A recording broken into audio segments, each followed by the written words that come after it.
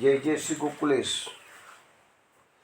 વૈષ્ણવો, સોમવારના સત્સંગમાં આપણે પનઘટ લીલા વિશે વાત કરતા હતા. પનઘટ લીલામાં આપણે જોયું કે ગોપીઓ જળ ભરવા માટે જમુનાજીના કિનારે જાય છે, તો કૃષ્ણ એ બધી ગોપીઓને હેરાન કરીને એમના ચિત્તનું આકર્ષણ કરે છે. તો ગોપીઓને ભગવાનની માધુરી તો ગમે છે, નથી ગમતી એવું નથી, છતાંય વધારે પડતી જ્યારે કૃષ્ણ ગોપીઓની જોડે છેડછાડ કરે એટલે ગોપીઓએ કહ્યું કે ભાઈ આપણે હવે આ રસ્તે જવું જ નથી જળ ભરવા.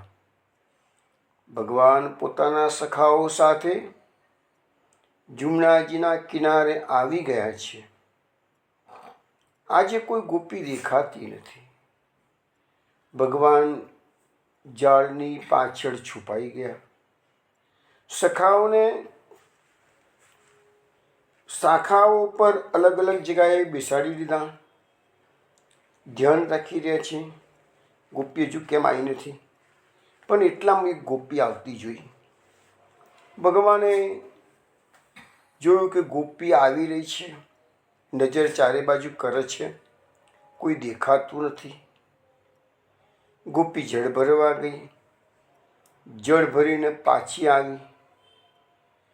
જઈ રહી છે તો પાછળથી કૃષ્ણએ એની સોનાની લકુટીથી એનું બેડું જળ ભરેલું ઊંધું કરી દીધું. ગોપી બહુ ચબરાક હતી. એને તરત જ એક સેકન્ડની અંદર પાછી ફરી. કનૈયાને પણ ખ્યાલ ના રહ્યો કે ગોપી બહુ સ્માર્ટ છે, અને એના એનો હાથ પકડી અને એની સોનાની લકુટી જૂટવી દીધી.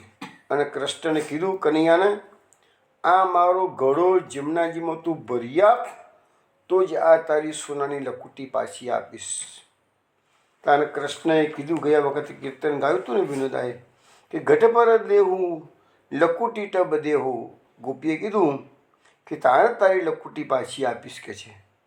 તો કૃષ્ણ કહે છે, ના પણ હું તને ઘડો ભરી આપીશ, પણ મારી લકુટી આપી દે કે છે. તો કે ના, પહેલાં તું ઘડો ભરી આપ, પછી લકુટી આપો. પણ એ દરમિયાન કૃષ્ણની મોહક ચિતવનમાં ગોપી એવી મોહિત થઈ ગઈ તે એને ખબર ના પડી કે હાથમાંની લકુટી નીચે પડી ગઈ.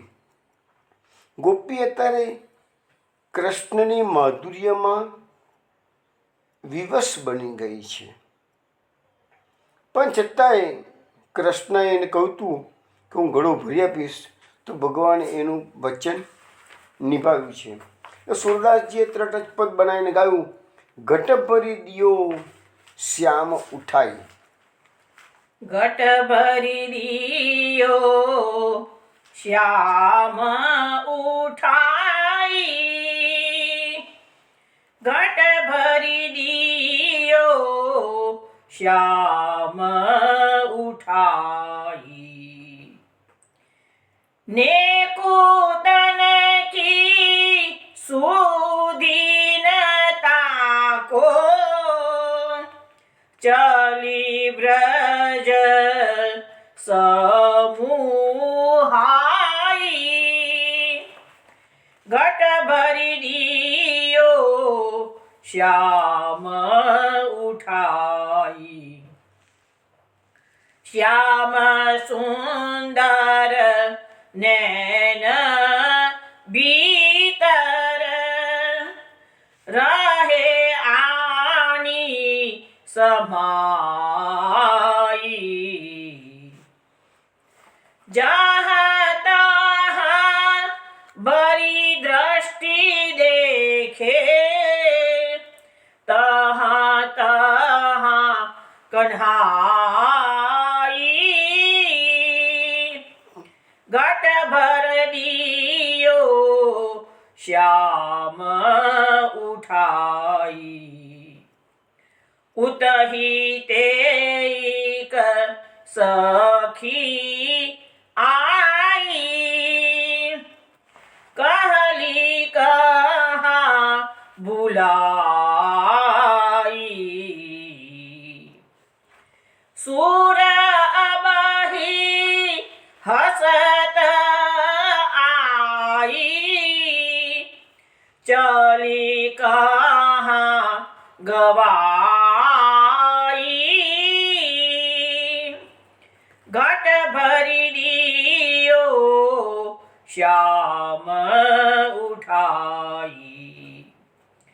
ઘટ ભરી દિયો શ્યામ ઉઠાઈ ઘટ ભરી દિયો શ્યામ ઉઠાઈ.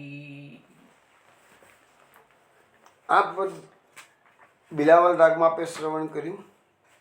સુરદાસજી એવું કહે છે કે ભગવાને ગ્વાલીનો ઘટ લીધો ઉઠાવ્યો છે, પડી ગયેલો નીચે, જળ ભરી આપ્યું છે, ગોપીના માથે મૂકી આપ્યું છે, પરંતુ ગોપીની હાલત કેવી થઈ ગઈ કે નેકું તનકી સુધી ન તાકો. હવે એને આ ભગવાનની જે મોહિની છે ને, યુગો યુગોથી આ મોહિની આજે ભક્તોને પણ એ મોહિત કરી રહી છે. એની મોહિની તો એ તો ભગવાન તો પ્રત્યક્ષ ગોપીની સામે હતા, એટલે તન્ની સુધી એને રહી નહીં. અને એવી ને એવી વિચારમગ્ન દશામાં ગોપી પોતાના ઘર તરફ જઈ રહી છે. હવે ગોપીની દશા કેવી છે તો સુરદાસજી વર્ણન કરે છે કે શ્યામ સુંદર નેન ભીતર રહી આની સમાઈ. પોતાના આંખોના માર્ગથી ગોપીએ શ્યામ સુંદરને અંદરના ભાગમાં હૃદયમાં પધરાવી દીધા. પહેલાં તો ભગવાનનો પ્રવેશ કાં તો કાનમાંથી થાય, કાં તો દર્શન થાય તો આંખમાંથી થાય, કથાનું શ્રવણ કરો તો કાનમાંથી થાય, બે માર્ગ છે. હવે એને અંદર પ્રવેશ કરી દીધો ભગવાને. હવે અંદર હવે થયું તો ગોપીની હાલત કેવી થાય છે? જहाँ તहाँ ભરી દ્રષ્ટિ દેખે તहाँ તहाँ કન્હાઈ. હવે જો આ પુષ્ટિ માર્ગની જે ઘણી વખત હું વાત કરું છું કે સ્વરૂપા શક્તિ એ પ્રથમ સ્ટેજ છે. આપણા પુષ્ટિ માર્ગમાં તમે જે સેવાનો પ્રકાર બધા વૈષ્ણવ જે કરતા હોય તે સ્વરૂપા શક્તિ તો બેઝિક વસ્તુ છે, જરૂરી છે.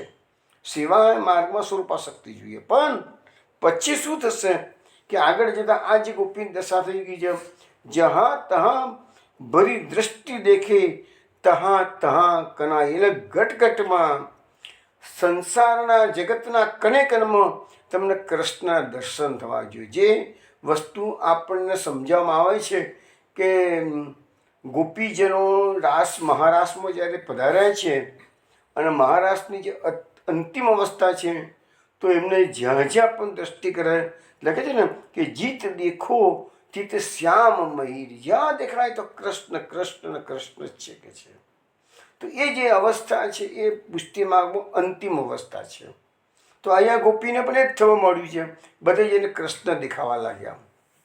હવે એ વખતે શું થયું, એક બીજી સખી હતી, એ જળ ભરવા જતી હતી અને એને આ ગોપીને જોયું તો આની અવસ્થા કેવી દેખી તો ઉતી તે એક સખી આવી કહતી કहाँ ભૂલાઈ.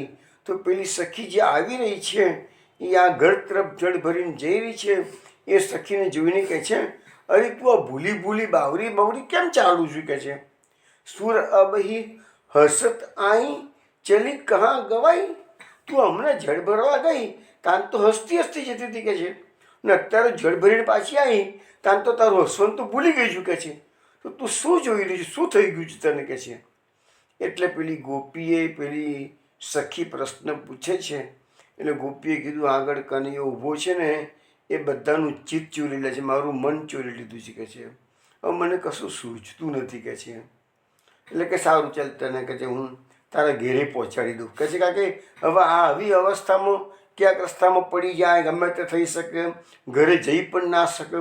એ પેલી સખીને આ વિકલ અવસ્થાવાળી ગોપીની દયા આવી ગઈ. હવે એ પદ સુરદાસજી પાછું ગાઈને બતાવ્યું કે શું કર્યું છે પેલી ગોપીએ કે સુનત બાત્ય સખી અતુરાણી તાહ બહા ગઈ ઘર પહોંચાઈ આપું ચલી જમુના કે પાણી. એ પેલી સખી જે રસ્તામાં એને મળી એને પણ આ કૃષ્ણનું માધુર્યના દર્શન કરવાની આતુરતા તો થઈ, પણ એને પહેલાં શું કર્યું કે આ ગોપી જે વિકલ અવસ્થાને પ્રાપ્ત થયેલી હતી, બાવરી થઈ ગયેલી હતી, એનો હાથ પકડી ને એના ઘેર મૂકી આવી છે. રસ્તામાં કોઈ જગ્યાએ પડી ના જાય કે એનું ઘર ભૂલી ના જાય એટલે. અને પછી એ કનૈયાના જળ ભરવા તો ગઈ છે, પણ એના મનમાં હતું કે મને પણ કનૈયો દર્શન આપે હું પણ પ્રેમમાં પાગલ થઈ જઉં.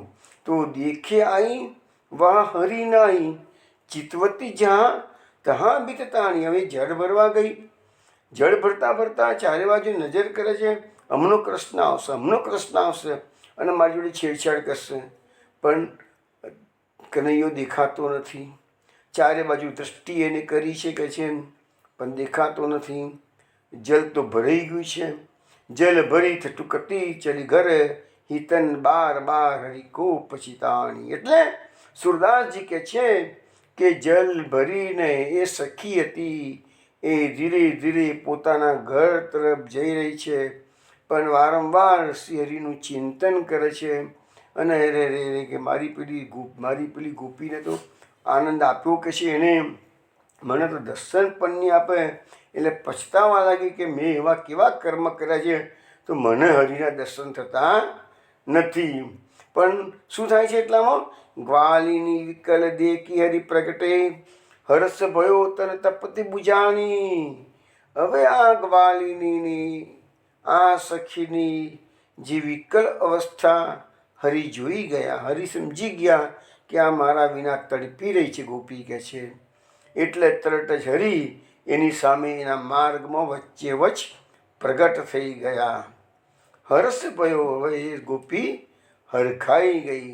તન તપતી બુજાણી, અને જે તનની તડપણ હતી એ તપતી હતી, તડતી હતી. ભગવાનના દર્શન મને ક્યારે થશે?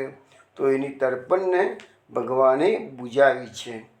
સૂરશ્યામ અંકમ ભરી લીની, ગોપી અંતર્ગત કી જાણી. સુરદાસજી કહે છે ભગવાન એના મનના ભાવને જાણી ગયા, અંતર્ગત કી જાણી, એના મનના ભાવને જાણી ગયા છે. એટલે ભગવાને એને આલિંગનનું સુખ આપ્યું છે કે છે. અને એ ગોપીને દશા પણ પાછી પેલી ગોપી જળ ભરીને એની પહેલાં ગઈ, એના જેવી દશા આની પણ થઈ. કારણ કે ગોપીજનો પ્રેમમાં ઉન્મત્ત દશાને પ્રાપ્ત કરવાનું ઈચ્છતા હતા અને ભગવાન પણ એના એ પરમ પ્રેમનું દાન કરવા માગતા હતા. તો આ બધી જે પુનગત લીલા છે એમાં એક બીજી પણ લીલા પાછી વચ્ચે આવે છે એમાં, કે આ તો માટલું ધોળી નાખે અને ફોડી નાખે. હવે ઈંઢોણી, ગઈકાલે આપણે સોમવારે વાત થઈ હતી ને કે આપણા નવરાત્રિના ગરબામાં આ બહુ ગવાય છે, સોના ઈંઢોણી રૂપા બેડલું ને નાગર ઊભા રહો રંગ રસિયા. તો સોનાની ઈંઢોણી. હવે એમાં પણ શું લીલા કરે જોઈએ કે જેમ. હવે આ ગોવિંદ સ્વામીનું પદ છે. ગોવિંદ સ્વામીના લીલાના દર્શન થયા છે. તો શું કહે છે, દેખો છું મોહન કહું અબે મેરી ઈંડુરી દુરાઈ. અરે મોહન, મારી આ ઈંડુની છે એ કોને છુપાવી દીધી છે માથા પરથી? આ જળ ભરીને ગોપી જતી હતી, પાછળથી એની સોનાની લકુટીથી જળ બધું ધોરી નાખે. અને પણ એ આખતે શું કર્યું ભગવાને, એની ઈંઢુની હતી ને એ ઈંઢુની જ લઈ લીધી કહે છે. સુદે સુદે બેગી કીની માનો, એ કોને દીની ચતુરાઈ. એટલે ગોપી કનૈયાને એના સખાઓને કહે છે, સાચે સાચું સીધે સીધું તમે કહી દો, આ ચતુરાઈ કોને કરેલી છે કે છે? કોને મારી ઈંઢુની છુપાવી દીધી છે કે છે? કચ્છુજુ પરસ્પર કરત સેના બેની, તાઈ મોની કીની દેવું બતાવી. હવે બધા સખાઓ અંદર અંદર પરસ્પર ઘૂસપૂસ કરવા લાગ્યા છે કે છે. તો પેલી ગોપી કહે છે, તમે બધા ભલે ઘૂસપૂસ કરતા હો, પણ મને પહેલાં બતાવી દો કે કોને આ મારી ઈંઢોની છુપાવી દીધી છે કે છે. સર્વે સિમિતિયા કટ કોણ શું, તાકી ફેટ પકડે કિન રાઈ. તમે બધા ભેગા થઈને નક્કી કરીને કોને ઈંઢોની ચોરી છે કે છે કોણ, નહીં તો કે ફેટ પકડી અને મારીશ કે છે. હવે ગોપી જો કેવો રૂઆબ કરે છે, યા ફેટ પકડવાની વાત કરે છે કે એ લખ્યું છે ગોવિંદ સ્વામી, ફેટ પકડી કિન ધાઈ, દોડીને ફેટ પકડીશ કે છે હું.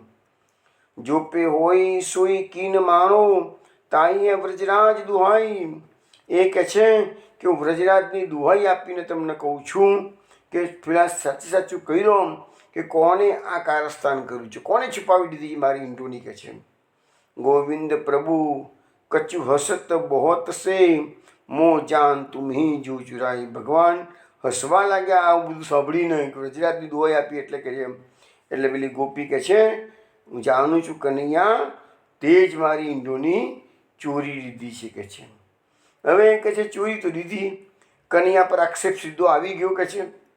એટલે ગોપી કનૈયાને હવે વિનંતીના સૂરમાં કહે છે, આની દેવું ગેંડુરી પરાઈ. અરે કનૈયા, એ મારી ઈંઢોની હતી ને, એ તો બીજીની માગીને લાવી હતી કે છે.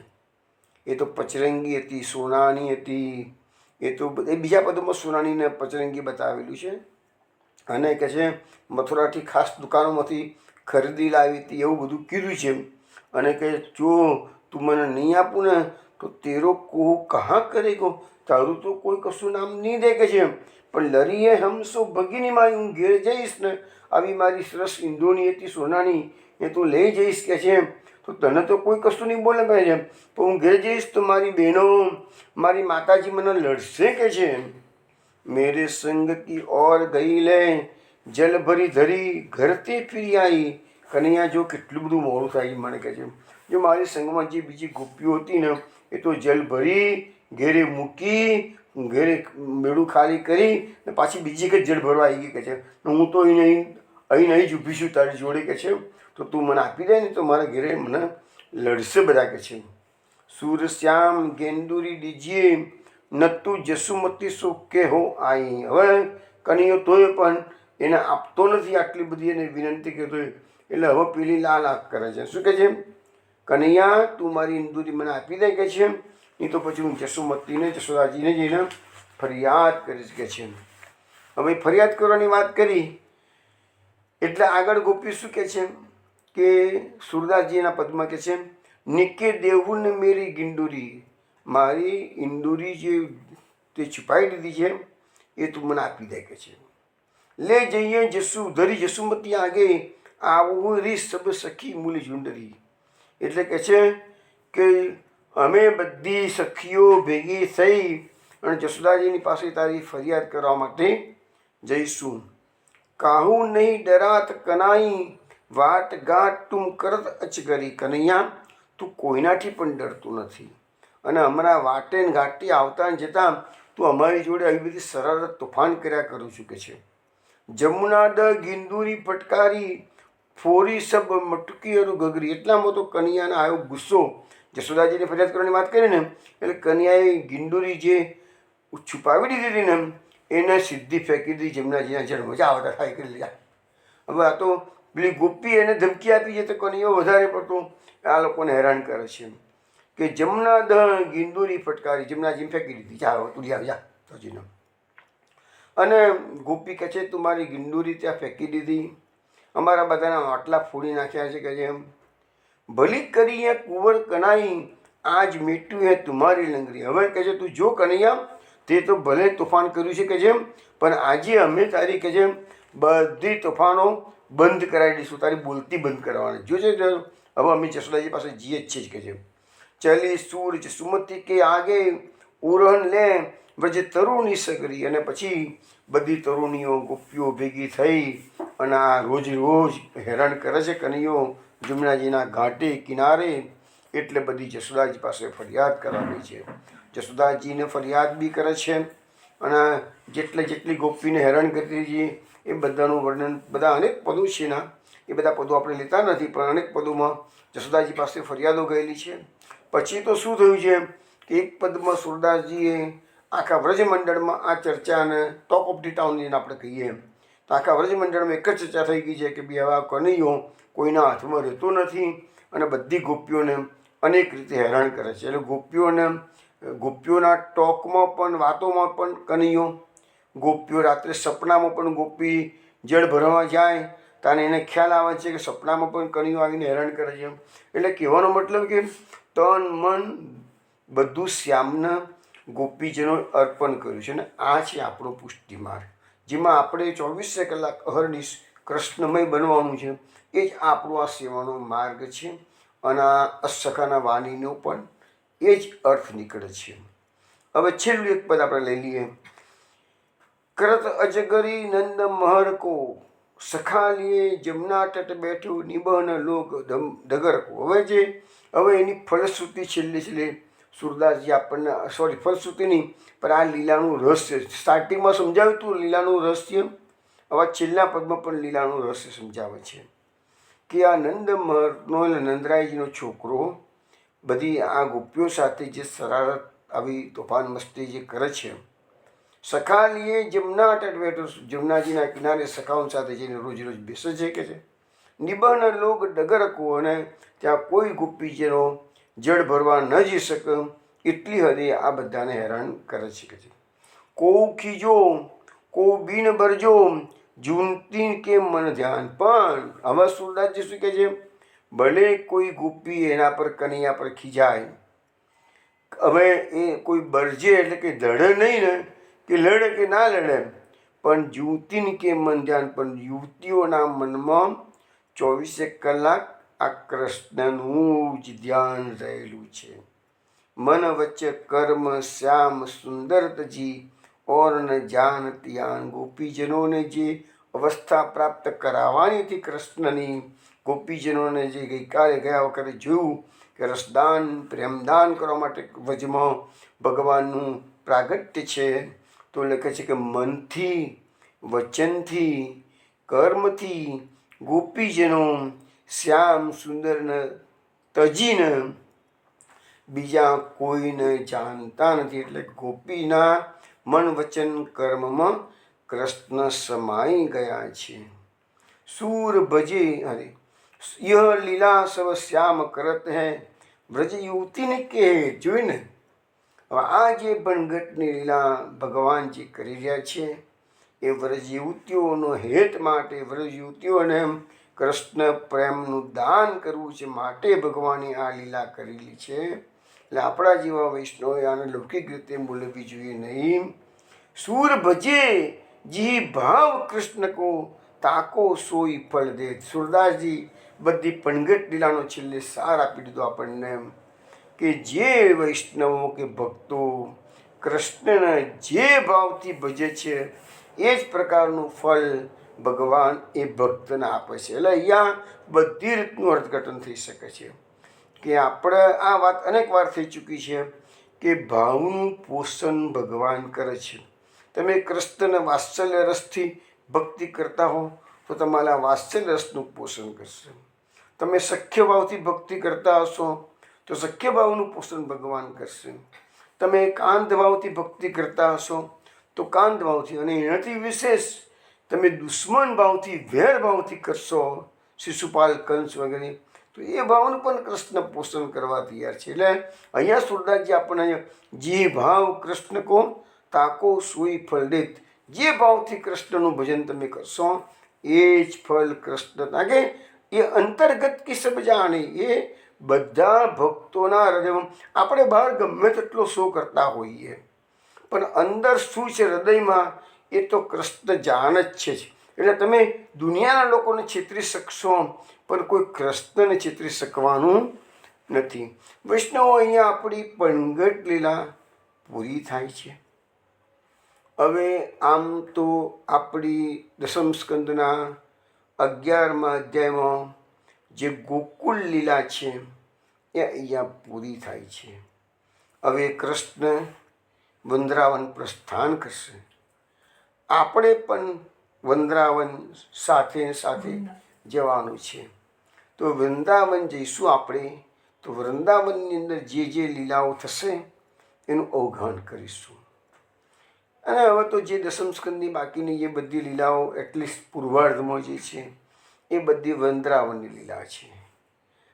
અને પછી બાકીની પછી લીલાઓ આવશે ઉત્તરાર્ધમાં, એ મથુરા દ્વારકા વગેરે છે. તો એ વૃંદાવનની અંદર લીલાઓ હવે આપણે સોમવારે એનું અવગાહન કરીશું. આજે થોડોક સમય મળ્યો છે તો મારો વિચાર એવો છે કે પ્રયાગરાજનો આજે talk of the town Prayagraj છે, આજે મહાકુંભ ચાલી રહ્યો છે, તો થોડી સત્ય ઘટનાઓ ગીતા પ્રેસનું ગંગા અંગ નામનું પુસ્તક પ્રકાશિત થયેલું છે, ઘણા વખત પહેલાં પ્રકાશિત થયેલું છે. એમાં એને આ કુંભ મેળામાં જે લોકો જતા હોય અને એને જે અનુભૂતિઓ થયેલી હોય એનું થોડુંક વર્ણન કરેલું છે, મેં વાંચેલું છે, એ તમને શ્રવણ કરો. અત્યારે આજકાલ તો બધી જગાએ આ કુંભ મેળાની જે વાતો ચાલી રહી છે એ મને થયું કે આ એક વસ્તુ સમજજો વૈષ્ણવો, આપણે પુષ્ટિ માર્ગ વૈષ્ણવો છીએ. આપણા ત્યાં પણ ગંગાના પદો, ગંગા દશમી જ્યારે જે સુદ દશમ આવે છે ત્યારે ગંગાના પદો આપણા ત્યાં ગવાય છે. એટલે આપણે પ્રયાગરાજ અને પ્રયાગરાજનું મહાપ્રભુજીના સમયમાં સર્વપ્રથમ સ્નાનનો અધિકાર શ્રી વલ્ભાચાર્યજીનો હતો. અને આજે પણ પ્રયાગરાજની અંદર વલ્ભાચાર્યજીનો કેમ્પ સુરતવાળા મહારાષ્ટ્રીએ ઊભો કરેલો છે, દર વખતે હોય છે. એટલે એવું નહીં માનવાનું કે આ અન્યાશ્રય થઈ જાય છે. બીજી વસ્તુ, રસખાન જે પુષ્ટિમાં એને પણ ગંગાના પદો લખેલા છે.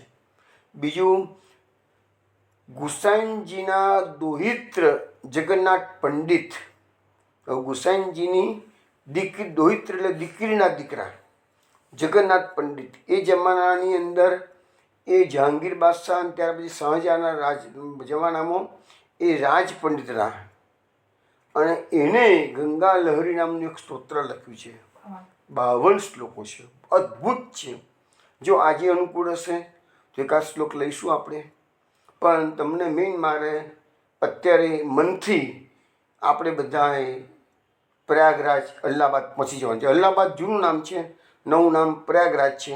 અને પ્રયાગરાજમાં જ આ ગંગા યમુના સરસ્વતીનો સંગમ છે. અને એની બાજુમાં જ અડેલ ગામ છે, જ્યાં મહાપ્રભુજી ગ્રસ્તી તરીકે લગભગ 18 વર્ષ બિરાજ્યા. અને આપણા ત્યાં એમના બાળકો, લગભગ 14 બાળકોનું પ્રાગટ્ય પણ અડેલની બેઠકમાં થયું. અડેલ એટલે ગંગા આ પ્રયાગરાજથી નજીકમાં છે. અડેલથી પણ પ્રયાગરાજ જેવું હોય, ગંગાનો સંગમ છે ત્યાં, તો ત્યાંથી 4 જ કિલોમીટર છે. અને આ બાજુના ભાગમાં અડેલથી છે જેવું, અડેલથી 4 કિલોમીટર થાય અને ઝુસીથી બી 4 કિલોમીટર થાય. પણ એનો પટ ઘણો મોટો છે. લગભગ 12 કિલોમીટરના વિસ્તારમાં આ આખો કુંભ મેળો અત્યારે ભરાયેલો છે. અને સાધુ સંતોનો બહુ મોટો જમેલો, આખા ભારતભરના સાધુ સંતો ત્યાં અત્યારે આવેલા છે. હવે જે પ્રસંગો હું તમને કહું છું એમાં સત્ય ઘટનાઓ છે. આપણને ખ્યાલ આવે કે ધર્મનો પાયો જે છે ને એ શ્રદ્ધા છે. અત્યારે હળહળ કડીકાળ છે, બધા જ કહે છે કડીકાળ આવ્યો, કડીકાળ આવ્યો. પણ આ કડીકાળમાં પણ ભગવાન ભક્તોના ભાવનું પોષણ કરે છે.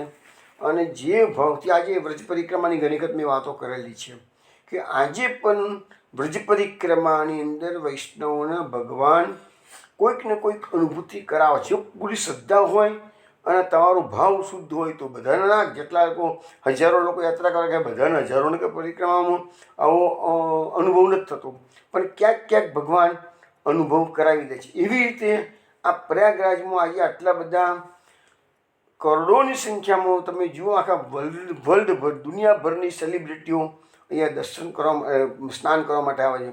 આજે કરોડો લોકો સ્નાન કરવા માટે આવે તો બધા તો કોઈ મૂર્ખ નથી હોતા ને. તો એ કેટલી શ્રદ્ધા છે એની અંદર. તો એક કિસ્સો હું તમને અત્યારે કહું છું કે નરેન્દ્ર કુમાર શર્મા નામની એક વ્યક્તિ, એને એનો અનુભવ બતાવેલો છે. 1973-74ની સાલની આ વાત છે. અને એ જે વ્યક્તિ લખી રહી છે ભાઈ, એ લખ્યું છે કે કાર્તિક, અને તમને કદાચ ખબર હશે કે કુંભ મેળો તો 12 વર્ષે આવે, પણ મકર અને માઘનું સ્નાન પ્રયાગરાજમાં દર વર્ષે થતું હોય છે. એ વસ્તુ મેં તમને સોમવારે સમજાવી હતી. અને બીજી વસ્તુ એ છે કે કાર્તિકી પૂર્ણિમા હોય, માઘ પૂર્ણિમા હોય અને વૈશાખી પૂર્ણિમા હોય, આ 3 વખતનું પણ તેનું સ્નાનનું ઘણું મહત્ત્વ છે. તો આ ભાઈ નરેન્દ્ર કુમાર શર્મા લખે છે કે હું કાર્તિકી પૂર્ણિમાના સ્નાન માટે મારા કોલેજના 3 મિત્રો, નરેન્દ્ર કુમાર શર્મા જાતે 4 જણા અમે લોકો નક્કી કર્યું કે ભાઈ આપણે કાર્તિકી પૂર્ણિમાનું સ્નાન કરવા માટે પ્રયાગરાજ જવું છે. રાત્રે એ લોકો કોલેજમાં ભણતા હતા, કોઈ નજીકની કોઈ કોલેજમાં, ત્યાંથી રાત્રે નીકળી ગયા. અને રાત્રે લગભગ 9 વાગ્યા પહેલાં આ લોકો તટ પર પહોંચી ગયા, અલ્હાબાદ, આ ત્રિવેણી સંગમના તટ પર. પછી એમને વિચાર કર્યું કે સવારે, હવે તમને ખબર છે કે આ બધામાં શું છે કે સવારે 4 વાગ્યાનું સ્નાન હોય ને એનું મહત્ત્વ વધારે છે. એમ લખ્યું છે નારદ પુરાણમાં કે 3,20,00,000 તીર્થો આવા ઉત્સવ પર્વ પર સ્નાન કરવા માટે આવે છે. અને સ્વર્ગના દેવો, પછી ઋષિ મુનિઓ, એ બધા અંતરિક્ષમાં, કેટલા લોકોના અનુભવમાં આ વસ્તુ આવેલી છે કે અનેક દેવો પણ ત્યાં આગળ સ્નાન કરવા માટે, ઋષિ મુનિઓ અંતરિક્ષમાંથી આવે છે. એવા અનુભૂતિઓ લોકોને થયેલી છે. એના બધા પુસ્તકોમાં મેં વાંચેલું છે. આ ભાઈ કહે છે કે અમે લોકો બીજે દિવસે 14ના દિવસે રાત્રે પહોંચી ગયા. બીજે દિવસ પૂર્ણિમા સવારે 4 વાગે અમારે વહેલું સ્નાન કરવું હતું. એટલે અમે લોકો તો વાળી રાત્રે પહોંચી ગયા, પણ લગભગ 9 વાગ્યા પહેલાં પહોંચી ગયા. પછી આખી રાત અમારે તટ પર ખુલ્લામાં બેસી રહેવાનો પ્લાન કરેલો. પણ બીજા 3 મિત્રો એમ બોલ્યા કે ના, એના કરતાં આપણે 9 થી 12 પિક્ચર જોવા જતા રહીએ કે છે. એટલે પેલા ભાઈએ નરેન્દ્રએ કીધું કે ના, હું તો પિક્ચર જોવા નહીં આવું કે છે, હું તો પિક્ચર જોતો નથી કે છે, તમારે 3 જણ જેવું હોય તો જાઓ કે છે. એટલે 3 જણા રાત્રે 9 થી 12ના શોમાં પિક્ચર જોવા ગયા. નરેન્દ્ર કુમાર શર્મા કહે છે કે હું પિક્ચર જોવા ના ગયો અને પેલાથી છૂટો પડ્યો. હું વિચારતો તટ પર જઈને બેસું, શાંતિથી ગંગાજીનો અને જમુનાજીનો આનંદ લઉં. પણ એટલામાં જ કહે છે કે લાઉડ સ્પીકર પર કોઈ કથા મારા કાને પડી કે છે.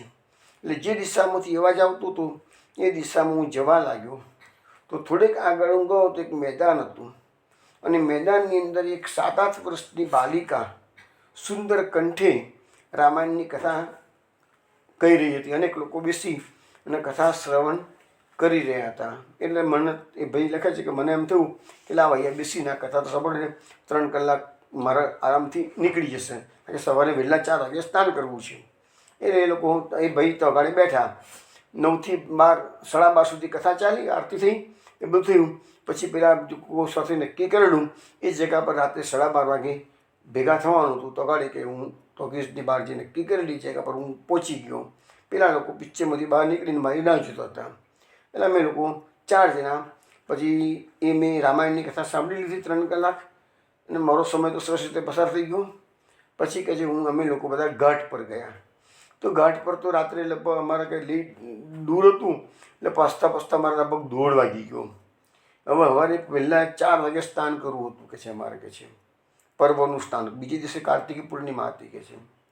એટલે કે છે પેલા બધા મિત્રો કહે છે અમે ત્યાં રેતીમાં આરામથી સૂઈ જઈએ છીએ કે છે, અને સવારે 4 વાગે ઉઠીને સ્નાન કરીશું. નરેન્દ્ર કુમાર શર્મા કહે છે ભાઈ અહીંયા સૂઈ ગયા હોય અને ઘસઘાટ ઊંઘ આવી ગઈ, અમારે 4 વાગે ના ઉઠાવ્યું આપણાથી, અને થોડા મોડા પડીએ પછી તો ગીરડી ઘાટ પર બહુ થઈ જઈ શકે છે, તો સ્નાનનો ખરો આનંદ 4 વાગે આવી શકે છે. એટલે હું તો નથી કહે છે, હું તો જાગું છું કે છે. પેલા 3 મિત્રો રેતીમાં લંબાઈને ઊંઘી ગયા. નરેન્દ્ર કહે છે હું તો ઘડી તેલતો હતો, આ બાજુ ત્યાં બાજુ ફરતો હતો. હવે કે ફરતો કહે છે હું ત્યાં બધા નાવવાળા નાવ લાંગરી અને ઊંઘતા હતા. તો હું થોડીક કિનારે ગયો તો જોયું તો એક નાવવાળો જાગતો હતો કે છે. બધા નાવવાળા ઊંઘી ગયેલા, પણ એક નાવવાળો જાગતો હતો. એ નાવવાળાએ મને જોઈને, મીન્સ નરેન્દ્ર કુમાર કહે છે મને જોઈ અને બૂમ મારી ગઈ, બાબુજી બેઠ જાઓ બોટ મેં, નાવ મેં બેઠ જાઓ.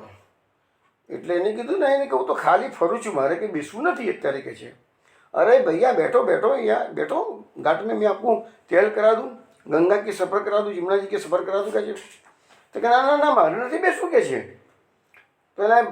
પેલા મને એમ કે આ પૈસા માગશે અને પડાવશે, અડધી રાતનો, રાત્રે 1:30 વાગ્યાનો સમય છે, 2 વાગ્યાનો સમય છે, સારો કેવો માણસ હોય કોઈની આપણને ખબર ના પડે કે છે.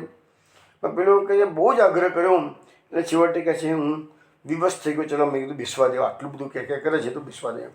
બેસી ગયો કે છે. પછી એને નાવ ચાલુ, અડધી રાતનો 2 વાગ્યાની વાત છે, નાવ એને ચાલુ કરી. નાવ ચાલુ કરીને અડધો કલાક બોટિંગ કરાવી અને સામે કિનારે મને લઈ ગયો. તો ગાડે બધા આ નાવવાળાઓની વસ્તીના ઝૂંપડા બધા ઝૂંપડા જેવા ઘરો હતો, નાના બધાના કહે છે. એ મને લઈ ગયો કે અહીંયા મારું ઘર છે કે છે, ચલો મારા ઘરે કે છે. એટલે હું તો ગભરાતો હતો, મારા મનમાં તો શંકા કુશંકાઓ ચાલ્યા કરે, હારું કોણ છે આ માણસ, આવી રીતે કોઈ પૈસા નક્કી નથી કે છેલ્લી ઘડીએ મને કંઈ લૂંટી લેશે કે બહુ પૈસા માગશે કે શું. પણ એના ઘરમાં લઈ ગયો.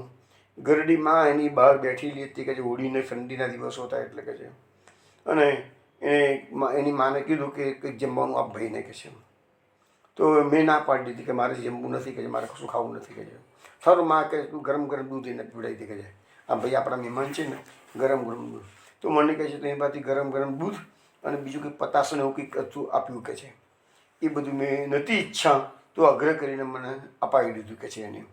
મેં બહુ કે જેવું બહુ વસ્તુ જે મને મળી એકદમ સ્વાદિષ્ટ દૂધ હતું કે છે, અને આનંદ એકદમ આનંદ થઈ ગયો કે છે.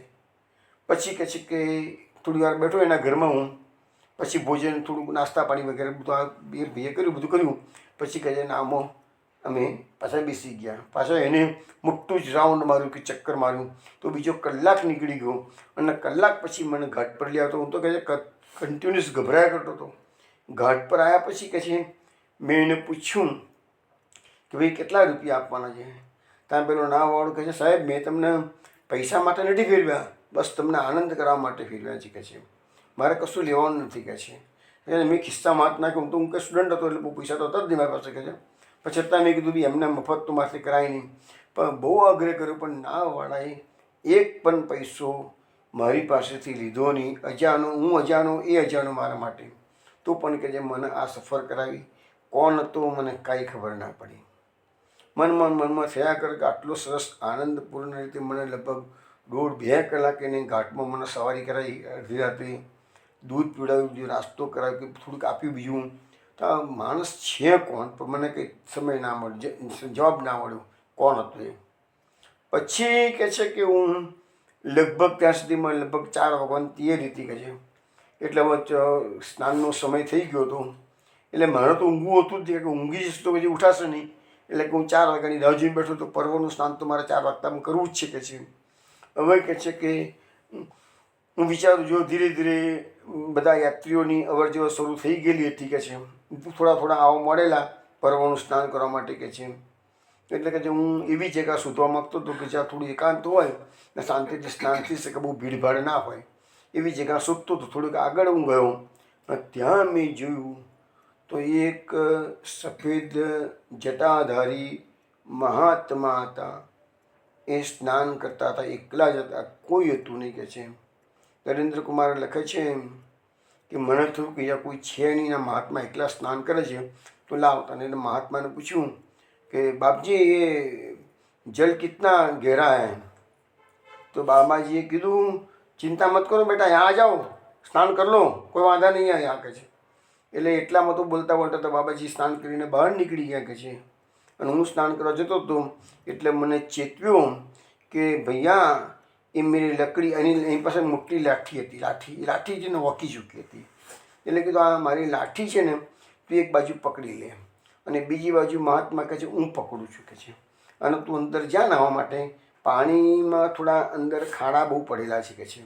તારો પગ કદાચ લપસી ના જાય એટલે તું આ લાકડી પકડીને સ્નાન કરજે, કહે છે. અંધારું હતું, સાવ અંધારું, કહે છે. કંઈ ખબર ના પડે, કહે છે. પૂર્ણિમા હતી ને એટલે ચાંદીનો પ્રકાશ તો હતો જ, કહે છે. એ રીતે થોડું ઘણું ખ્યાલ આવતો હતો, કહે છે. એટલે કહે છે કે હું એ ઊંડા પાણીમાં ઉતર્યો, કહે છે. પણ મેં જોયું તો આ લાકડી મેં પકડી લેતી એટલે વાંધો તો મને ના આવ્યો, કહે છે. પણ તરત જ હું સ્નાન કરીને બહાર નીકળ્યો, લાકડી મેં પકડી રાખી લેતી અને બહાર નીકળીને મેં કપડાં બદલ્યા અને પેલા મહારાજને કહેવા જોઉં તો જોયું તો કશે જ મહારાજા દેખાતા નહીં. અને ચારે બાજુ દ્રષ્ટિ કરી, બધું ખુલ્લો જ પટ હતો, કહે છે. કોઈ એક મિનિટમાં મહારાજા એ સાધુ મહારાજ અદૃશ્ય થઈ ગયા. મારા મનમાં ચટપટી લાગી કે સાલું આ મને સ્નાન કરાવી ગયા મહારાજ કોણ હતા બાબા? આ નાવવાળાએ મને આટલું બધું 2 કલાક ફેર્યું, કોણ હતો? હકીકતમાં શું છે કે એને પછી પંડાઓને બધા પૂછ્યું તો પંડાઓએ કીધું કે સવારે 4 વાગે અહીંયા કેટલાય કે જે ઋષિમુનિઓ સ્નાન કરવા માટે પર્વના દિવસે આવતા હોય છે, કે છે.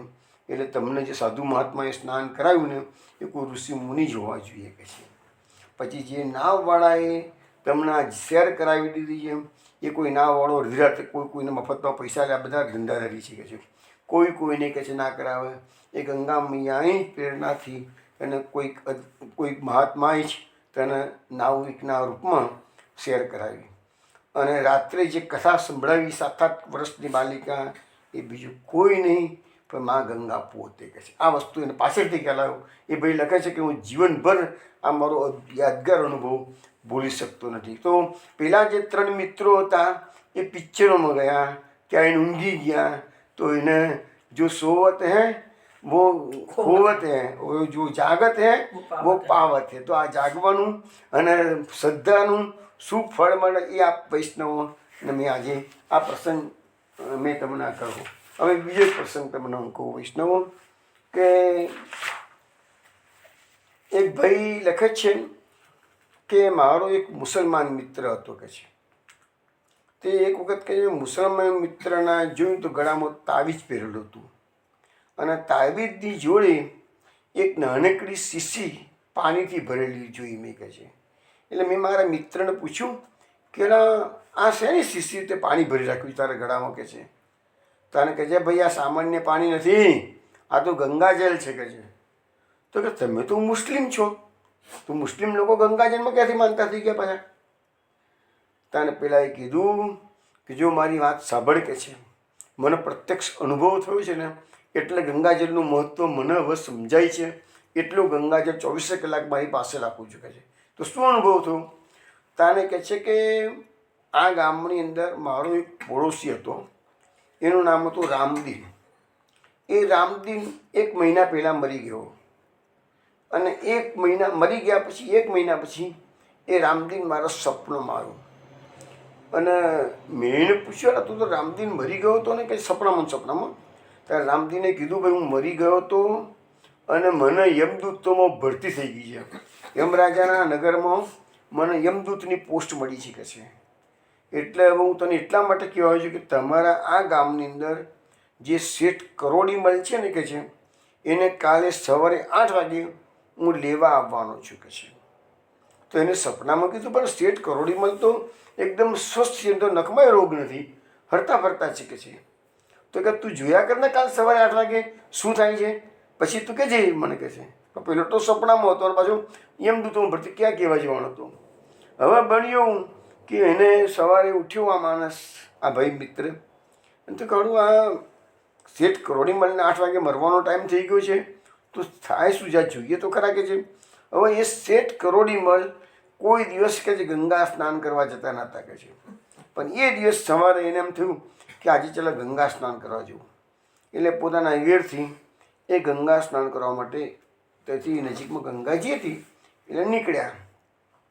એ જે કિનારા પર ગંગા સ્નાન કરવા માટે શેઠ એ ગંગાજીમાં પ્રવેશ કરે છે, તો ત્યાં અચાનક એક સાંડ આવ્યો છે, આખલો આવ્યો, અને આખલો પાણીમાં મસ્તી કરતો હતો, જળ ઉછાળતો હતો. શેઠ થોડા દૂર હતા પણ ખબર ના પડી. શેઠને અચાનક પેલો આખલો નજીકમાં આવ્યો અને શેઠના પેટની અંદર એનું શીંગડું ઘુસાડી લીધું, આખું શેઠનું પેટ ફાટી ગયું. ત્યાં શેઠ મરી ગયા. એટલે એને બોલા આ કહે છે હું પાછળ શેઠની, મને ખબર હતી કે શેઠને 8 વાગે મરવાનું છે, એટલે કે હું બી શેઠની પાછળ જતો જોવા માટે કે શું થાય. 8 વાગે જોઉં તો રામદીન આવવાનો છે, તો આવ્યો છે કે નથી આવતો હું જોતો ખરો કે છે. એટલે કે હું પણ પાછળ શેઠની પાછળ જતો હતો, હું દૂર ઊભો રહીને બધું ખેલ જતો હતો. હવે વાત સાચી નીકળી કે સવારે 8 વાગ્યાના સુમારે પેલા આટલા એના પેટમાં શીંગડું મારી દીધું અને શેઠ તો મરી ગયા. હવે કહે છે કે મરી ગયા એટલે બધી જે વિધિ થતી બધું કરી બધાએ. અને પાછું કંઈ રાત પડી, સપનામાં રામદીન આવ્યો, પાછો આવ્યો અને કીધું જો મેં તને કહ્યું હતું ને કાલે કે શેઠ કરોડીમલ રાત્રે કાલ સવારે 8 વાગે મરી જવાના છે, મરી ગયા ને કે છે. તને પહેલાં રામદીનને પૂછ્યું, એટલે પણ તું તો એમ કહેતો હતો કે હું એને મારીશ કે છે સવારે 8 વાગે કે છે, તો એ તો સાંઢે મારો તે ક્યાં મારો છે કે છે. તારે પેલું કહે છે તને ખબર નથી, એ સાંઢના શિંગડા પર હું જ સૂક્ષ્મ રૂપે બેસી ગયો હતો કે છે, અને મેં જ એ સાંઢની બુદ્ધિમાં એવો ભાવ મૂક્યો કે જઈને શેઠને શિંગડું મારું કે છે. એ શેઠ સાંઢ એને મારવાનો હતો જ નહીં કે છે, પણ મેં એની બુદ્ધિમાં જ પ્રવેશ કર્યો, એની તોગાળે બેસીને અને એને તોગાળે મારી નાખ્યો કે છે. કારણ કે મને હુકમ થઈ ગયો હતો યમરાજાનો કે જાઓ શેઠને લઈ આવો કે છે, એટલે મારી ફરજ મારે બજાવવાની હતી, એ મારી નાખ્યો. પણ શું થયું, પણ શેઠને મૃત્યુ આવ્યું, યમરાજાના દરબારમાં લઈ જવાનો હતો, પરંતુ બન્યું એવું કે શેઠને ગંગાજીમાં મૃત્યુ થયું. અને એ જ્યારે પેલું શીંગડું એના પેટમાં ગયું ત્યાં પેલા આંકડાના શીંગડા ઉપર રેતી ચોટેલી હતી ગંગાજીની, એ એના પેટમાં જતી રહી કે છે. એટલે એ શેઠ મરી તો ગયા, પણ એને યમરાજાના તો જવાનો બદલે એને સ્વર્ગમાંથી વિમાન લેવા માટે આવ્યું છે. એટલે એ શેઠ કે મારા કબજામાં નથી, પણ એને બચાવ થઈ ગયો ગંગાના કારણે. એટલે આ મુસલમાન મિત્રએ આ વાત સાંભળી એટલે એને થયું ઓહો, ગંગાજીનો આટલો બધો પ્રભાવ છે કે ગંગાજીમાં કોઈ સ્નાન કરવા જતા નતા, આજે સ્નાન કરવા ગયા અને તો મૃત્યુ થઈ ગયું અને પેટમાં થોડી રજ ગઈ, તો ગંગાજળના કારણે એને યમરાજાના બદલે સ્વર્ગમાં જવાનો વારો આવ્યો. એટલે ત્યારથી પેલા મુસલમાન મિત્રએ પોતે નક્કી કર્યું કે રોજ હું ગંગાજળનું એક ટીપું પણ મારા મોઢામાં અવશ્ય મૂકીશ. એટલે કે હું શીશી મારા ગળામાં લટકાનું કે મૃત્યુ તો કોઈ બી માણસ હોય, કોઈ પણ વ્યક્તિનું મૃત્યુ ક્યારે આવવાનું છે એ આપણને ખબર નથી. આપણા વૈષ્ણવ એટલા માટે તો આપણને સમજાવવામાં આવ્યું છે કે રોજે દિવસમાં એકવાર કમસે કમ આપણે વ્રજરજનું મહત્વ છે આપણામાં વધારે પડતું. તો આપણે વ્રજરજ, પણ આપણો વૈષ્ણવનો એક પણ દિવસ એવો ના જવો જોઈએ કે આપણે વ્રજરજ આપણા મુખમાં ના પધરાવી હોય, એવો આપણો ના જોઈએ. તો ગંગાજળનું હોય કે જમનાજળ હોય, એટલા માટે તો કહેવાય છે કે અંતિમ સમયે મનુષ્ય વૈષ્ણવ હોય તો એને ત્યાં એને ગંગાજળ પધરાવવું જોઈએ, મોઢામાં તુલસી પત્ર પધરાવવું જોઈએ, ચરણામત પધરાવવું જોઈએ, જમનાજળ પધરાવવું જોઈએ. આ બધાની વસ્તુઓનો આપણને છે ને સામાન્ય રીતે ખ્યાલ નથી આવતો, પરંતુ જે પરલોકવાસી થઈ ગયેલા છે એને બધું ખ્યાલ આવે આનું કેટલું બધું મહત્ત્વ છે. આ રામદીનવાળો જે એક્ઝામ્પલ મેં અત્યારે તમને આપ્યું એમાં જ છે કે યમ દરબારમાં જવાના બદલે એને સીધું સ્વર્ગમાં જ જવાનો પ્રસંગ ઉપસ્થિત થયો, એ માત્ર ગંગાજળના કારણે. તો આપણા શાસ્ત્રોમાં જે લખેલી વાતો છે ને એ બધી વૈષ્ણવો સાચી છે. આવો એક બીજો પ્રસંગ તમને હું કહું છું. તીર્થરાજ પ્રયાગનો જ પ્રસંગ છે. તો આ છે ને પ્રસંગ છે એક સાધ્વી, એનું નામ છે કમલેશ ભારતી. એને આ પ્રસંગ વર્ણવ્યો છે. એને લખ્યું છે કે જાન્યુઆરી 2001માં તીર્થરાજ પ્રયાગમાં કુંભ મેળો ભરાયેલો. અત્યારે 2025ની સાલ ચાલે છે, એટલે એક્ઝેક્ટલી 24 વર્ષ પહેલાં એની પહેલાં 2013માં પણ ભરાયો હતો. અને આ 2001ના કુંભ મેળાની વાત છે. ડેટ પણ આપેલી છે કે 24મી જાન્યુઆરી હતી. એ દિવસે 24મી જાન્યુઆરી 2001નો દિવસ, અને એ દિવસે શાહી સ્નાન હતું કે છે. એટલે આ સાધ્વી કમલેશ ભારતી લખે છે કે હું એ વખતે મારો મુકામ નિરંજની અખાડામાં હતો કે છે. અને એ વખતે જો મહામંડલેશ્વર સંતોષી માતા, કોઈ સંતોષી માતાનું નામ લખેલું છે, એ સંતોષી માતાના નેતૃત્વમાં એ અખાડાની અંદર હું રહેતી હતી કે છે. તો હવે અમારા શાહી સ્નાન માટે બધા સંતો મહંતો બધા પોતપોતાની સવારી લઈને નીકળતા હતા. તો અમે લોકો પણ અમારો રથ લઈ અને શાહી સ્નાન કરવા માટે નિરંજન અખાના બધા સાધુઓ મેં નીકળ્યા કે છે. મને માતાજીએ એના રથ પર મને બેસાડેલી કે છે. માતાજીની પાછળના ભાગમાં હું બેઠેલી હતી કે છે. હવે જગાડે કિનારો આવ્યો તો બહુ જ ગીરડી થઈ ગઈ. હવે કે રથ આગળ વધી શકે એમ હતો નહીં, એટલે માતાજીએ બધા ભક્તોને કહી દીધું કે ચલો બધા ઉતરી જાઓ અને આપણે બધા સાથે સ્નાન કરવા. શાહી સ્નાનનો દિવસ એટલે કરોડો લોકો સ્નાન કરવા એ વખતે પણ આવેલા કે છે. એટલે કહે છે કે હું એ રથની ડાબી બાજુ ઉતરી અને માતાજી જમણી બાજુ ઉતર્યા. જમણી બાજુ માતાજી જેવા ઉતર્યા તેમના જે ભક્તો હતા ને એ બધા માતાજીની જોડે ફટાફટ ભીડને ચીરીને આગળ નીકળી ગયા અને હું પાછળ રહી ગઈ કે છે. હવે મને ડર લાગવા મળે કે હું કંઈક છૂટી પડી જઈશ તો હું આ રથને પાછું શોધીશ ક્યાં, આટલા બધા ભીડભાડની વચ્ચે. માતાજી ક્યાં સ્નાન કરવા ગયા ખબર નહીં, માતાજી ભક્તો સાથે નીકળી ગયા. એટલે કે જે આ સાધ્વી લખે છે કે હું ગભરાયેલી હતી કે છે. હું એ ભીડમાં પણ થોડી આગળ તો ગઈ કે છે, એટલી બધી ભયાનક ગીડી હતી કે છે તે કે મને ડર લાગવા માંડ્યો કે ક્યાંક હું કચડાઈ જઈશ, હું મરી જઈશ કે આટલા બધા લોકોની વચ્ચે કે છે. એટલે મેં નક્કી કર્યું, એ સાધ્વી લખે છે કે એના કરતાં હું પાછી રથ પર જઈને શું પછી રથ હું જતી રહીશ ભીડમાં, રથ આટલા બધાની વચ્ચે હું રથ શોધીશ ક્યાં, માતાજીનો મને ભેટો થશે ક્યાં કે છે. એટલે એના કરતાં કે હું સ્નાન નહીં કરું કે છે, હું જઈને રથ પર બેસી જવું. એમ વિચાર કરીને ભીડમાં થોડીક આગળ ગયેલી અને પાછી વળવા ત્યાં જ્યાં હું જઉં છું ને ત્યાં જ એક સ્ત્રી આવી છે. મારો હાથ પકડ્યો. એ સ્ત્રીએ પીળા રંગની સાડી પહેરેલી, થોડી શ્યામળી એ સ્ત્રી હતી. અને એને મને હાથ પકડીને કીધું, દીદી અકેલી અકેલી ક્यों जाती हो, ચલો મેં તેરે સાથ ચલતી હું. એટલે કહે છે કે હું તો અજાણી સ્ત્રી હતી, એનીથી ગભરાઈ ગયેલી હતી કે છે. એટલે મેં કહી દીધું कि मैं तो नहीं नहा पाऊँगी, मैं कहीं गिर कर कुचल जाऊँगी तो मेरे को तो स्नान नहीं करना है કે છે. मैं तो वापस चले जाती हूँ, अपने रथ पे बैठ जाती हूँ કે છે. તો પેલી મહિલાએ કીધું, અરે દેખો દેખો કहाँ ભીડ है, દેખો કોઈ ભીડ નહીં હે. અને સાલું થયું એવું તો એ કહે છે એટલામાં તો ભીડ એકદમ ઓછી થઈ ગઈ, દેખાતો જ નહોતું, બધા લોકો આગળ નીકળી ગયેલા કે છે. એટલામાં તો કહે છે કે મને કંઈ ખબર ના પડી કે આ બધું શું થઈ રહ્યું છે કે છે. એટલે એ આ સાધ્વી કહે છે પેલી બાઈને કે એ લોકો બધા સ્નાન કરવા આગળ નીકળી ગયા ત્યારે ભીડ ઓછી થઈ ગયેલી છે કે છે, પણ હમણાં થોડી વારમાં આખું ઝુલસ આવશે ને આપણે અંદર જતા આવીશું ને તો આપણને કચરી નાખશે. તો બધા નાગા સાધુઓ ને બધા એવા છે ને તો એ તો કોઈ જુઓ નહીં, બધું ધડાધડ ચાલવા મળે તો કચરી નાખશે કે છે. એટલે મારે તો કે છે સ્નાન કરવું નથી. તને પેલી જે સ્ત્રી આવી હતી ને પીળા રંગના કપડાં પહેરેલા હતા, પીળી સાડી, એને કીધું बहन जी चलो मेरे संग, मैं आपको ऐसी जगह ले जाऊंगी वहाँ आपको कोई भीड़ भाड़ लगेगी नहीं કે છે. એમ કરીને મારો હાથ પકડીને બીજા રસ્તે એ બેન મને લઈ ગયા. અને મેં જોયું તો જે જગ્યા પર મને લઈ ગયા તો બીજે બધે કરોડોની ભીડ હતી અને એ જગ્યા પર બિલકુલ ભીડ હતી નહીં કે છે. તો ગંગાજીમાં ચારે બાજુ કમલના ફૂલ તરી રહ્યા હતા, સુંદર વાતાવરણ હતું કે મને ખબર જ ના પડી બધું શું થઈ રહ્યું છે કે છે. અને એ બેન મારી પાછળ ઊભા રહ્યા કે હવે તમારે જેટલું મન ચાહે એટલું તમે આનંદ થાય એટલો સમય સ્નાન કરો, અહીંયા તમને કોઈ હેરાન નહીં કરે કે છે.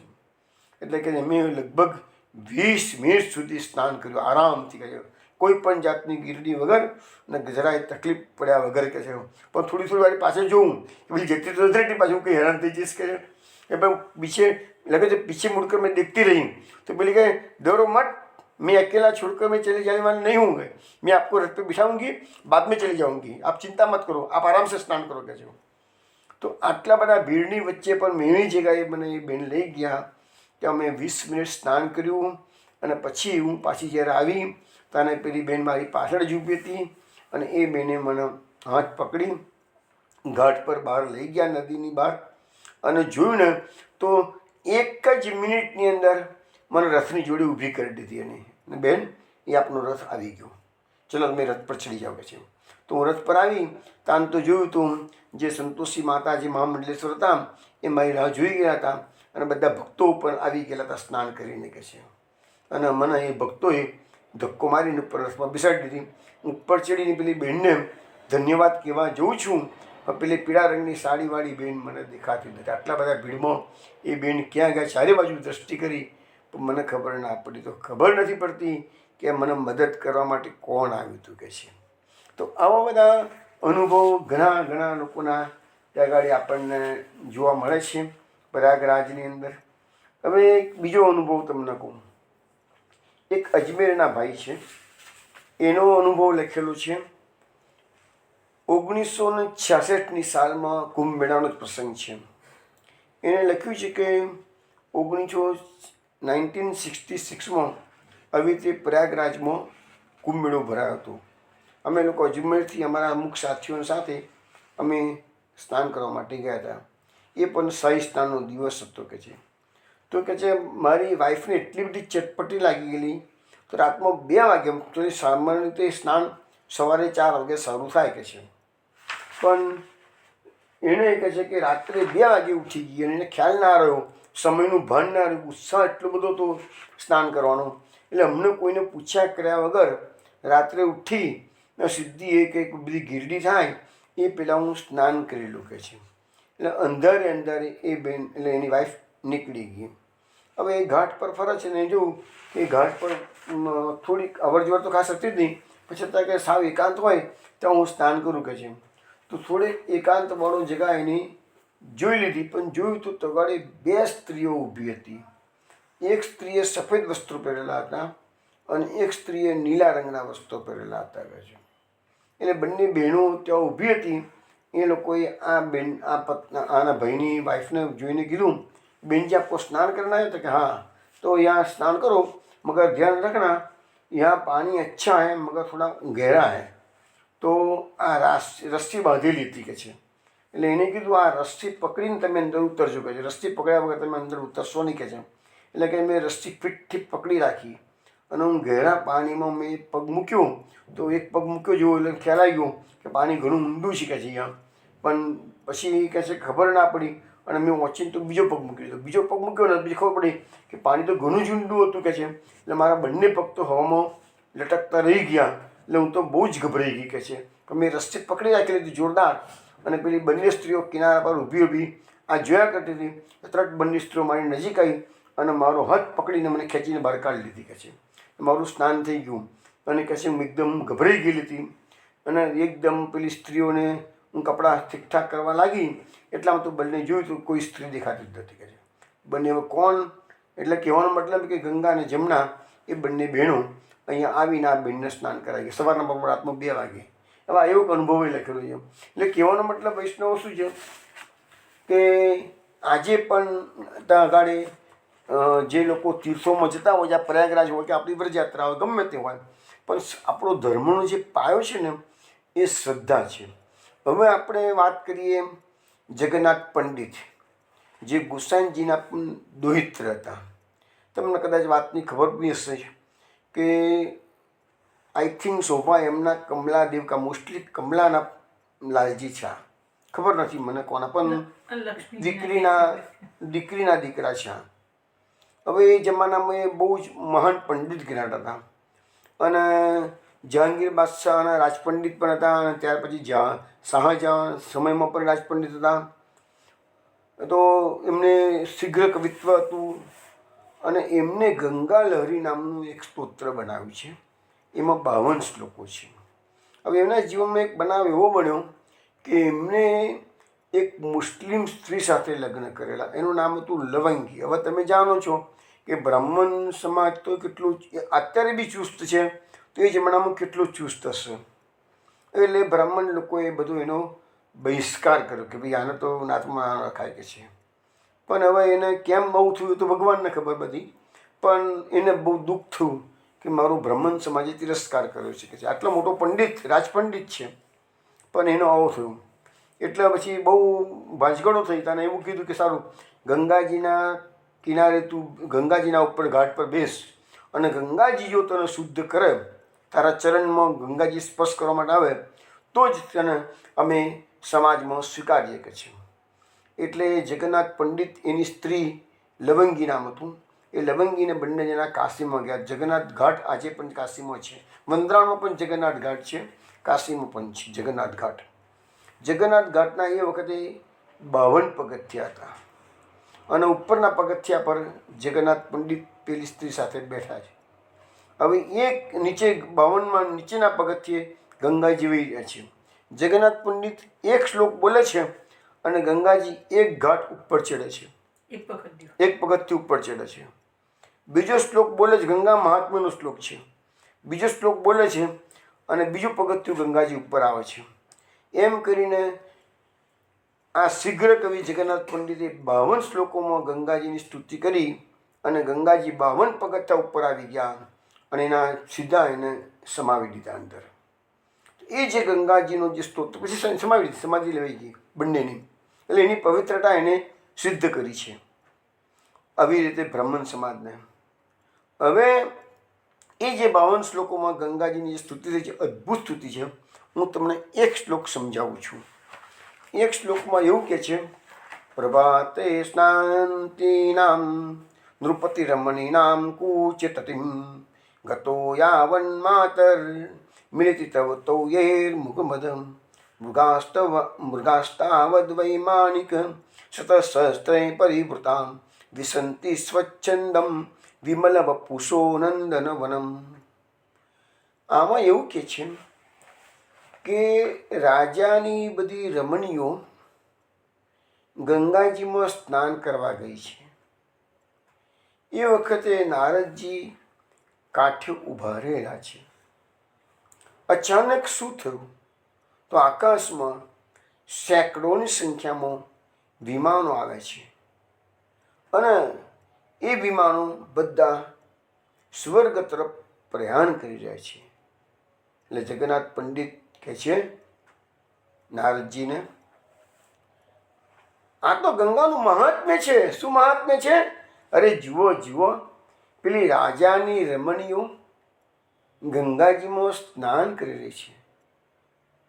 એમના વક્ષસ્થળ પર કેસર કસ્તુરી ચંદનનો લેપ કરેલો છે અને જેવી ગંગાજીના સ્નાનમાં પ્રવેશ, ગંગાજીની ધારામાં પ્રવેશ કરે છે રમણીઓ, સ્ત્રીઓ, અને પેલો લેપ બધો ગંગાજીમાં ઓગળી ગયો અને જેવો લેપ ઓગળી ગયો તેમાં જે કસ્તુરી હતી એ કસ્તુરીનો સ્પર્શ જેમના ગંગાજળને થયો તો જે મૃગલાઓની ડૂટીમાંથી એ કસ્તુરી પેદા કરવામાં આવેલી હતી. એ મૃગલાઓ ગમે તે યોનિમાં ગયા હોય, પરંતુ ગંગાજીનો સ્પર્શ માત્રથી એ બધી જ જે મૃગલાઓ હતા, જે કોઈ પણ યોનિમાં ગયા હોય, એ લોકોનો તાત્કાલિક એ યોની છૂટી ગઈ, ઉદ્ધાર થઈ ગયો. અને સેંકડોની સંખ્યામાં એ બધા મૃગલાઓ હતા. તો સેંકડોની સંખ્યામાં વિમાનો આવ્યા અને દરેકને લઈને સ્વર્ગ તરફ પ્રયાણ કર્યા છે. તો મા ગંગા, આ તારું મહાત્મ્ય અદ્ભુત છે, એવું એમણે આ જગન્નાથ પંડિતે આ શ્લોકમાં લખ્યું છે. બીજો પણ એક શ્લોક છે ગંગા લહરીનો. સુધાંશુ કૃત શેખરામ સ્મિતમુખીમ તુષાર પ્રભામ સકુંભ વરવારિજાભય कराम्बलक्षाम्बरं ननिरनिसेवितां मकर वाहनारोहिणीं भयमहत्सोदरे नितिम उपेत गंगाम श्रये. આ બીજા શ્લોકમાં જગન્નાથ પંડિત એમ લખે છે કે આજે એક અદ્ભુત આશ્ચર્ય જોવા મળે છે કે યમરાજાના દરબારમાં ન્યાય કરવા માટે યમદૂતો કોઈને લાવી શકતા જ નથી. યમરાજાનો દરબાર આજે સૂનો સૂનો થઈ ગયો છે. યમરાજાના દરબારમાં જે ચિચિયારીઓ સંભળાતી હતી, લોકોનો આર્તનાદ સંભળાતો હતો, એવું કશું જ સંભળાતું નથી. આવું કેમ? તો જુઓ કે છે આ સ્વર્ગની અંદર તો ભીડભાડ છે કે છે. સેંકડોની સંખ્યામાં વિમાનો સ્વર્ગ તરફ જઈ રહ્યા છે કે છે. સ્વર્ગમાંથી તો કેટલો બધો કોલાહલ આવેલો છે. તો આવું કામ, આવું શા માટે? તો મા ગંગાનો પ્રભાવ પૃથ્વી પર ભગીરથે ગંગાનું અવતરણ કરાવ્યું છે અને બધા લોકોને ખબર પડી ગઈ છે ગંગા પતિત પાવની છે. અને ગંગાનું જીવનમાં એક માત્ર પણ સ્નાન કર્યું હોય તો પણ એનો ઉદ્ધાર નિશ્ચિત થાય છે. એટલે લોકો બધા સ્વર્ગ તરફ પ્રયાણ કરી રહ્યા છે પાપોના ક્ષયના કારણે. અને કોઈને યમરાજાના દરબારમાં જવાનો વારો આવતો નથી. તો એવું આવા તો જગન્નાથ પંડિતે 52 શ્લોકો લખાય. મેં તો તમને ખાલી 2 શ્લોકોનું ભાષાંતર સમજાવ્યું છે, પણ એમાં તો 52 શ્લોકોમાં ગંગાનું મહાત્મ્ય લખેલું છે કે છે. ગંગા લહરી કે છે એને એ ગંગા લહરી સ્તોત્ર કહેવામાં આવે છે કે છે. અને પદ્મપુરાણમાં પણ એક શ્લોક છે, એમાં લખ્યું છે ગંગા ગંગેતિ યો બ્રુયાદ યોજનાનામ સતેરપી મુચ્યતે સર્વ પાપેભ્યો વિષ્ણુ લોકમ સગચ્છતિ. એ પદ્મપુરાણમાં આ શ્લોકમાં એમ કે છે કે કોઈ સેંકડો યોજનો દૂરથી પણ ગંગા ગંગા યો બ્રુયાદ, ગંગા ગંગા એમ બોલે તો પણ એ મુચ્યતે સર્વ પાપેભ્યો, એ સર્વ પાપોમાંથી મુક્ત થઈ જાય છે. અને વિષ્ણુ લોકમ સગચ્છતિ. પહેલામાં તો આપણા સ્વર્ગની વાત છે, જ્યારે અહીંયા તો પદ્મપુરાણમાં તો એનું વિષ્ણુ લોક. કારણ કે વિષ્ણુ કેમ છે કે ગંગાનું એક નામ છે વિષ્ણુપદી પણ કહેવાય છે, કે ભગવાનના ચરણ કમળમાંથી ગંગાની ઉત્પત્તિ થયેલી છે.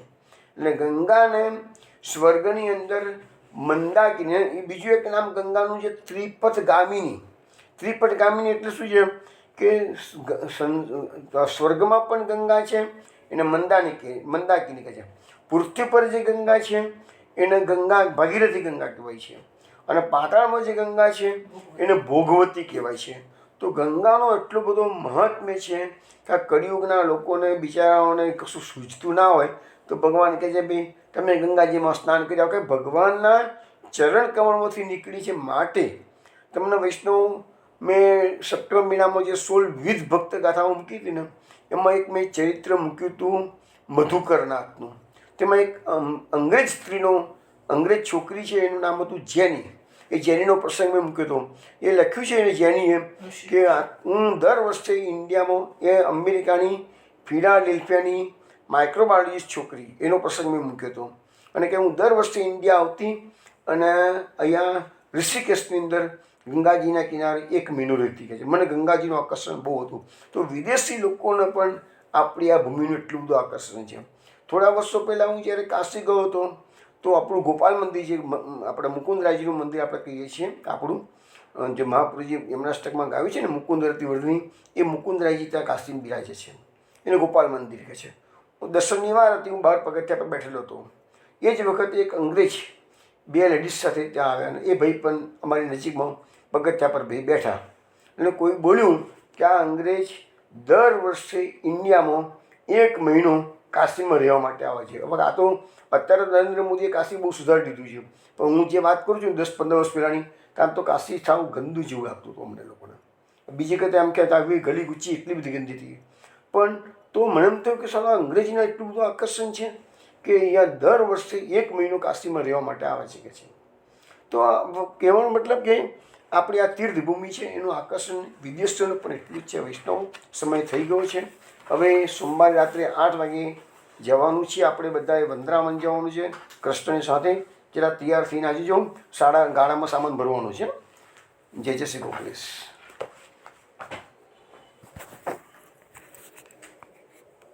જય શ્રી ગોખલેશ.